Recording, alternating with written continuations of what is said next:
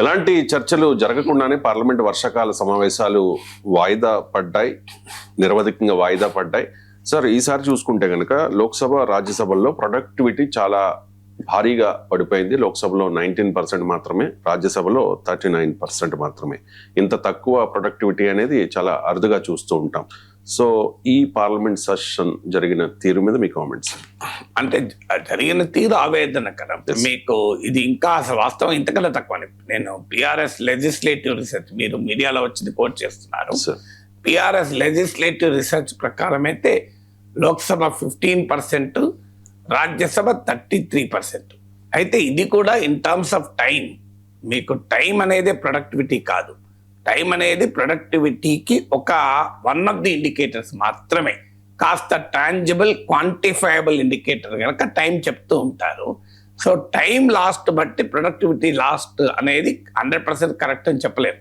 Time is one of the indicator. ఇప్పుడు ఉదాహరణకు మీరు 8 గంటలు ఆఫీస్లో ఉండాల్సింది 4 గంటలు ఉన్నారనుకోండి, 4 గంటలు లేరండి, మీరు 8 గంటలు కాదు 12 గంటలు ఉంటారు.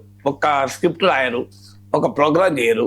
అది ఒకవేళ చేసినా అది ఇంపాక్ట్ ఉండదు అనుకోండి, మీరు ప్రొడక్టివిటీ ఉన్నట్టు అది కాదు కదా. ఎన్ని గంటలు ఉన్నావు అన్నదే కాదు, what kind of intervention you have made, what kind of impact you have made, what kind of contribution you have made. ఒకదంపుడు ఉపన్యాసం గంటిచ్చామనుకోండి, అదేం ప్రొడక్టివిటీ కిందకి రాదు.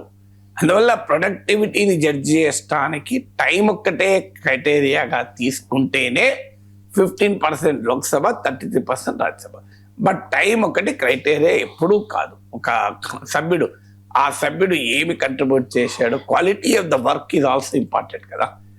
సో టైము నువ్వు ఎన్ని గంటలు చదివావు అన్నది కాదు, చదివిన దాన్ని బట్టి మార్కులు రావు కదా, రాసిన దాన్ని బట్టి మార్కులు వస్తాయి కదా. ఈవెన్ మార్కులే ఇంటెలిజెన్స్కి ఇండికేటర్ కానప్పుడు నీవు ఎన్ని గంటలు అనేది కాదు. కానీ అదొక basic, quantifiable, verifiable, tangible indicator కనుక టైం తీసుకొని ఈ విశ్లేషణలు వస్తూ ఉంటాయి. సో దీనివల్ల నష్టం ఏంటంటే, ఒకటి టైము, ప్రొడక్టివిటీ, దీనికి రెవెన్యూ, వీటిని చాలాసార్లు లెక్కలేస్తారు. That's a very distorted way of looking at it, obnoxious way of looking at it. Time అనేది లెక్కేస్తున్నారు. ఉదాహరణకు 1 నిమిషం పార్లమెంట్ సమావేశానికి 2.5 lakhs ఖర్చు అవుతుందని. అది కూడా 2008 లోక్సభ సెక్రటరియట్ ఇచ్చినటువంటి అంచనా ఆధారంగా 2012లో వేసిన లెక్క. ఇప్పటికి మరి ఇంకా పెరిగి ఉంటుంది అది.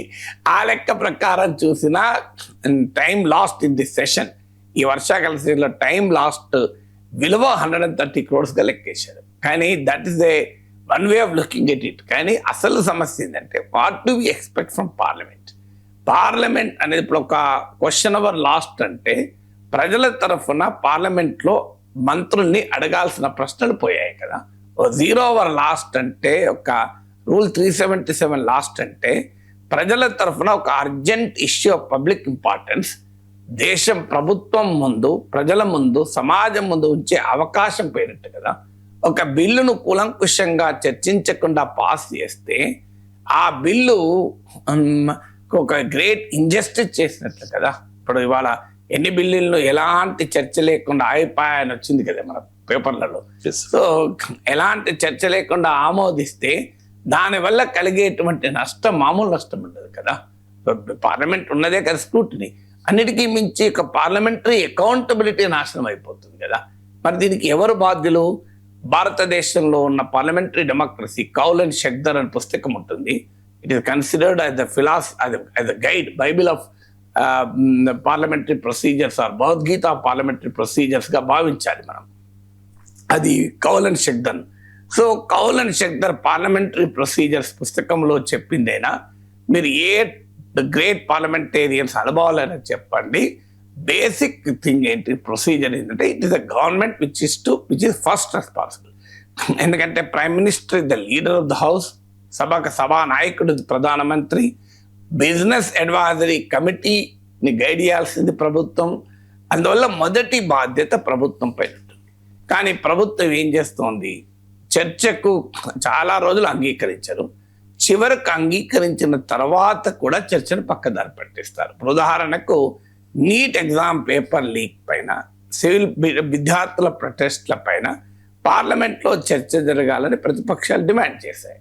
ఈ డిమాండ్కు చాలా రోజులు అంగీకరించలేదు. అమిత్ షా సభకు కూడా రాలేదు. చివరకు సభకు వచ్చి అమిత్ షా నేను మాట్లాడుతా, అన్ని ప్రశ్నలకు సమాధానం చెప్తా అన్నాడు. కానీ అప్పటికే అందరికీ తెలుసు బీజేపీ వారు వ్యూహాన్ని రచించుకొని ఉన్నారు. వీళ్ళు జంతర్ మంతర్ అంటే వాళ్ళు జార్ఖండ్ అంటారు, వీళ్ళు జంతర్ మంతర్ అంటే వాళ్ళు పంజాబ్ అంటారు. సో రెడీగా ఉన్నారు. ఏం లాభం దానివల్ల? మీరు జంతర్ మంతర్ అంటే జంతర్ మంతర్ చర్చించండి, పంజాబ్ అంటే పంజాబ్ చర్చించండి. ఎందుకు? పంజాబ్ అండ్ జార్ఖండ్ అనేది ఆ రాష్ట్ర అసెంబ్లీలు చర్చిస్తాయి, జంతర్ మంతర్ అనేది పార్లమెంట్ చర్చించాలి. తేడా ఏంటంటే జంతర్ మంతర్ ప్రొటెస్ట్ల పైన ఢిల్లీ పోలీసు దాడులు చేసింది. Delhi police directly comes under minister of home, government of India. Delhi ప్రభుత్వం కిందకి రాదు అది. అందుకొరకు జంతర్ మంతర్ పార్లమెంట్లో చర్చించాలి అంటున్నారు. నార్మల్గా అయితే law and order the state subject, రాష్ట్రాలు చర్చిస్తారు. కానీ జార్ఖండ్ది, పంజాబ్ది ఆయా రాష్ట్రాల అసెంబ్లీలో చర్చించాలి. జంతర్ మంతర్ ప్రొటెస్ట్లోమో పార్లమెంట్లో చర్చించాలి. కానీ మేము రాష్ట్రాల్లో చర్చించే అంశాన్ని పార్లమెంట్ తీసుకొస్తాం, ఎందుకంటే అవి ప్రతిపక్ష పాలిత రాష్ట్రాలు, ప్రతిపక్షాలని ఇరకాటంలో పెడతామంటే ఇది అన్యాయం కదా. అలాగే public service commission, Jharkhand public service చర్చించాలి. అది ఎక్కడ చర్చించాలి? జార్ఖండ్ అసెంబ్లీలో చర్చించాలి. ఇప్పుడు దేశంలో ఉన్న 28 రాష్ట్రాల పబ్లిక్ సర్వీస్ కమిషన్ల గురించి పార్లమెంట్లో చర్చించే టైం ఉంటుందా? మీకు పంజాబ్లో జరిగిన ఒక ఎగ్జామినేషన్ గురించి టెస్ట్ చర్చ పంజాబ్ అసెంబ్లీలో జరగాలి. అలా అన్నిటి పార్లమెంట్లో చర్చించారు. కానీ మరి నీట్ ఎగ్జామ్ పార్లమెంట్లో ఎందుకు చర్చించాలి? బికాజ్ అది జాతీయ ఎగ్జామ్ కదా, నేషనల్ ఎంట్రన్స్ టెస్ట్ కదా. మీకు national testing agency government of India కింద ఉంటుంది కదా. మరి దాన్ని చర్చించకుండా ఉంటారా పార్లమెంట్లో? అందువల్ల పార్లమెంటు పరిధిలో చర్చించాల్సినవి చర్చ అడ్డుకోవటానికి రాష్ట్రాల అసెంబ్లీలో చర్చించే అంశాలు తీసుకొస్తామని అధికార పార్టీ చర్చకు అంగీకరించినట్లే కనిపించి ఈ రకమైన ఎత్తుగడలతో వ్యూహాలతో వస్తే అది ఏ రకంగా కరెక్ట్ అవుతుంది? అలాగే రామ మందిరంలో జరిగిన దొంగతనాల గురించి చర్చించాలి అంటున్నది పార్లమెంట్. అది మరి ఉత్తరప్రదేశ్కి సంబంధించింది కదా. ఉత్తరప్రదేశ్ అసెంబ్లీ చర్చిస్తుంది, ఉత్తరప్రదేశ్లో సిట్ వేస్తారని అనగలమా? ఎందుకు అనలేము? అదే నిజమైతే రామ జన్మభూమి ట్రస్ట్ నియామకంలో ఉత్తరప్రదేశ్ ముఖ్యమంత్రి యోగి ఆదిత్యనాథ్ పాత్ర ఏమైనా ఉందా? అసలు ఏమీ లేదు ఆయన పాత్ర. 15 మందిలో 12 మందిని ప్రధానమంత్రి నేరుగా నియమించారు కదా. దాన్ని ప్రారంభించింది ప్రధానమంత్రి కదా. పార్లమెంట్ సంబంధం లేకపోతే, కేంద్ర ప్రభుత్వానికి సంబంధం లేకపోతే శంకుస్థాపన చేసింది ప్రధానమంత్రే కదా. మరి అన్నీ తానే రామ జన్మభూమి ట్రస్ట్ను ప్రైమ్ మినిస్టర్ నడిపిస్తే ఆ ట్రస్ట్లో జరిగినటువంటి దొంగతనాల పైన నేను మాత్రం మాట్లాడను, నేను సమాధానం చెప్పానంటే అది న్యాయమవుతుందా? కానీ రామ మందిరం గురించి చర్చ జరపంటే మీరు జరపమంటారు. సో ఏ అంశం పైన చర్చ కావాలంటే అటాక్ చేస్తాం. అయ్యా పశ్చిమాసియాలో ఫారిన్ పాలసీ ఏమైంది? మనం ప్రేక్షక పాత్ర వహించాం. ఆ పనికిమాల పాకిస్తాన్ వాడు కీలక పాత్ర పోషించింది. మన నష్టం అంటే నువ్వు పాకిస్తాన్ ఏజెంటు, నువ్వు చైనా ఏజెంటు, నువ్వు తుకుడే గ్యాంగ్, నువ్వు ఫారిన్ నేచరల్, నువ్వు జిన్నా పునర్జన్మ. ఇది అధికార పార్టీ వారు ఇలా దాడి చేస్తే చర్చ ఎక్కడ జరుగుతుంది? ప్రతిపక్షం కూడా డెఫినెట్గా చర్చకు సహకరించాలి, దాంట్లో డిస్ప్యూట్ లేదు.